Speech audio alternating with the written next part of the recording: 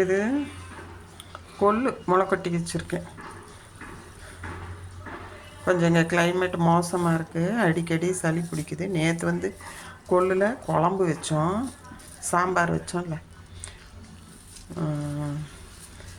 இது வந்து இந்தளவு முளைக்கட்டி வச்சுட்டு இதில் ஒரு அடை பண்ணலாம். சூப்பராக இருக்கும், டேஸ்டியாக. நான் செய்துட்டு செய்யும்போது உங்களுக்கு வாட்ஸ்அப்பில் காமிக்கிறேன், சரியா? என்னோடய விலாகில் பார்த்துக்கிறேன். இவ்வளோ இது எப்போ கட்டினேன்னா, நேற்று காலையில் நம்ம வந்துட்டு இதுக்கு எடுத்தோம் இல்லையா,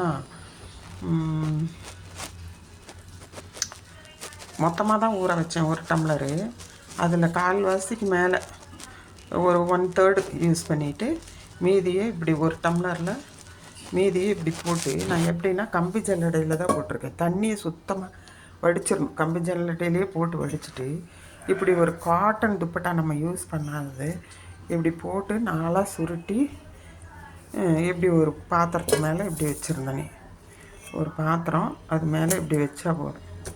இப்படி நல்லா சுருட்டி ஃபோல்ட் பண்ணி வச்ச உங்களுக்காக சாதாரணமாக காமிக்கிறேன். கையில் ஃபோன் இருக்கிறதுனால எடுத்துகிட்டு இருக்கிறதுனால இது போல் பண்ணிங்கன்னா ரெடி.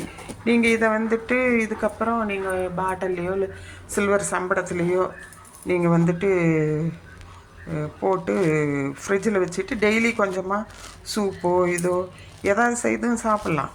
நானும் அடை செஞ்சு காமிக்க போகிறேன் உங்களுக்கு. இதில் எப்படி செய்கிறதுன்ட்டு உங்களுக்கு நான் சாயங்காலம் ப்ரிப்பரேஷன் மத்தியானத்துக்கு மேலே எடுப்பேன், அப்போ விலாக் காமிக்கிறேன்.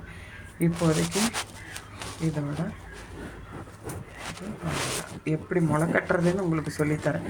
சொல்கிறாங்க இட்லி பானையில் போடுங்கன்னு. இட்லி பானை ப்ரௌன் ஆயிரும், நாம் அதை உட்காந்து கழுவி தொடச்சிட்டு கிடக்கணும். இதுனால் துப்பட்டா நம்ம வாஷிங் மிஷினில் மற்ற துணிகளை போடும்போது அதோட போட்டுக்கலாம், சரியா?